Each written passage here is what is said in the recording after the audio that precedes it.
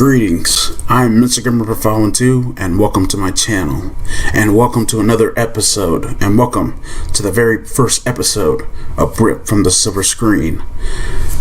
And today we have ourselves another film that we're going to talk about here on the show.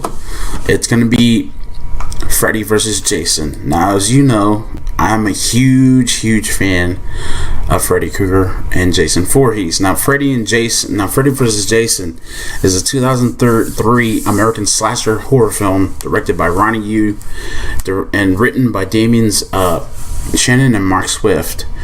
The film was a how do I put it? The film is a kind of like a one-off horror type film. But anyway, okay. So the film stars Monica Keena, Kelly Rowland, Jason Ritter, Chris Marquette, Lachlan Monroe, and Robert Englund. So the whole idea for the film is simply this. Now, of course, Freddy and Jason have never faced before. This would be their first time facing against each other. I have no idea whatsoever why this film why people tend to hate this movie now.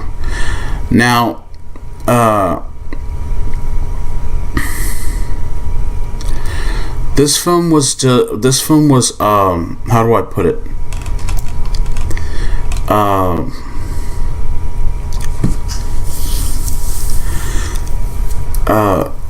This film was the highest grossing film of that year, and it grossed $114 million for it. But the problem is that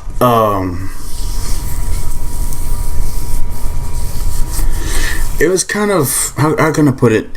It was kind of a mixed bag when it came to critics, when it came to all that and stuff like that. It was kind of sort of like a mixed bag. But especially because of the ending of the film, which I thought was pretty cool. I thought it was pretty alright, but we're gonna talk about this film, and where I'm gonna tell y'all guys about I'm gonna go through the plot here, and I'm gonna talk to y'all guys about this, just like I do with every other film. Okay, so Freddy is rendered powerless in hell because the people of Springwood managed to make the youth forget about him. Disguised as Pamela Voorhees, Freddy manipulates Jason Voorhees into coming back to life and start killing Springwood teenagers to generate fear of Freddy's presumed return. In Springwood, Laurie Campbell lives with her widowed father, and has her friends Kia, Gib, Trey, and Blake staying over. Jason kills Trey in the most awesome of ways. By the way, there's going to be spoilers in this. And the police suspect Freddy, fearing his return. Following a nighttime where Freddy tries to kill Blake, but fails due to not being powerful enough, Blake awakens to find his father beheaded before Jason kills him as well. The next day, police claim it to be murder-suicide, hoping to contain Freddy. Oh, okay. Laura's ex-boyfriend Will and friend Mark Davis are patients at Weston Hills Psychiatric Hospital. They take Hypnocil to suppress their dreams. Due to previous contact with Freddy, news report about the murders motivate Mark and Will to escape and return to Springwood in order to warn Laurie about Freddy. Now, I want to talk about that real quick. There is a part in this. It's kind of like a one-off. But if you notice, when you watch the news feed, you notice on the bottom it says KRGR, Krueger. I just wanted to talk about that real quick.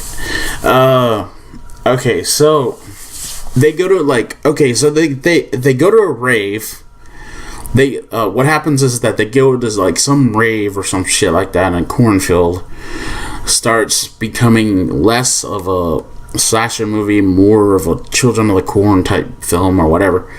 Which the cornfield at night is fucking scary as hell. That's what I thought. Freddy tries to kill Gib in a nightmare, but Jason kills her in the real world along with several other attendees. Okay, so Charlie Linderman and Freeberg escape the rave along with Will, Lori, and Kia. Later, Will explains to Lori that the reason he was sent to Western Hills was because he saw her father murder her mother. I'm gonna get to that later. Before going to Mark's house. However, they discover Freddy killing Mark and leaving a message on his body that declares him his return. The guy that played I forget the guy that played Mark's brother. I remember him from Zach Ward.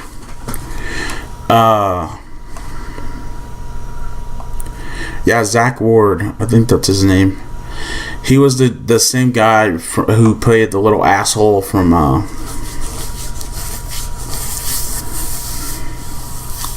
he was the guy that played the little asshole in a Christmas what's that fucking movie?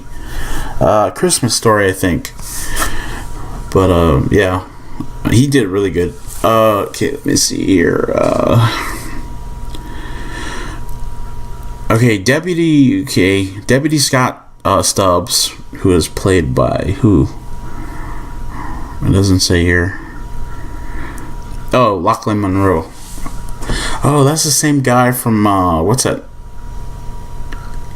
freaking movie? I forget what it was, but anyway. Let me see here. He approaches Lori and her friends, who realizes Freddy's plan and convince him of the truth. Learning of Hypnocil, they attempt to steal it from Weston Hills and see many teenagers in a coma-like state due to prolonged Hypnocil use.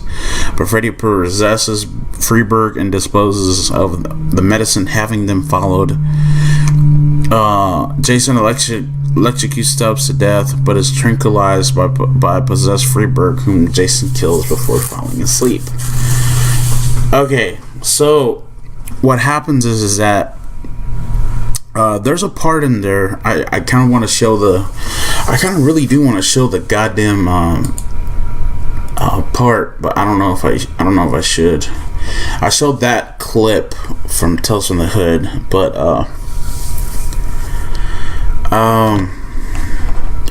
there's a part here where Freeberg, I think this happens before he gets possessed. Well, this is how he gets possessed.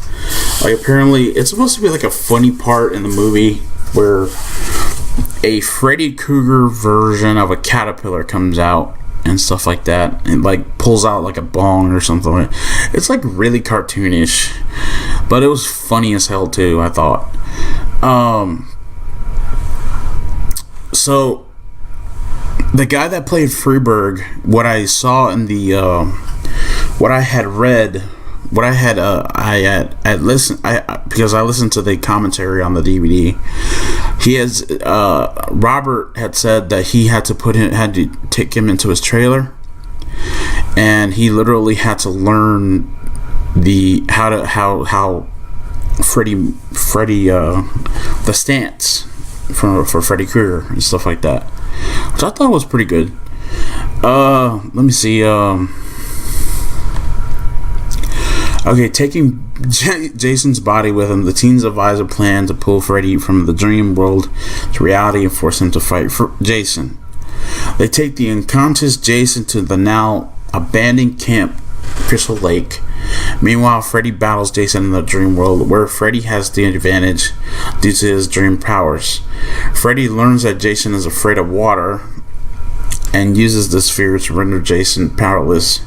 Meanwhile, Laurie goes to sleep and tries to save Jason. Freddy attacks her and reveals himself as her mother's killer, having possessed her father to do it.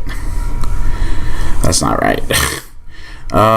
Jason awakens at Camp Crystal Lake and chases the teen. Okay, so they get into the fight and all that and stuff like that.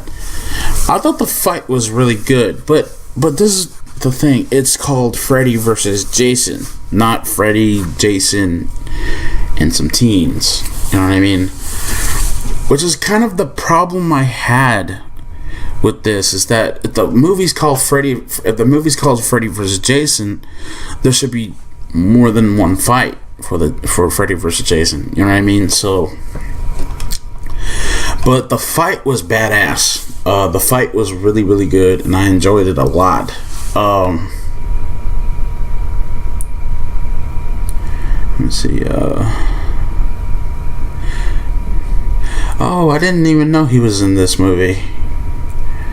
Ray Mysterio was in this movie. Nice. Anyway,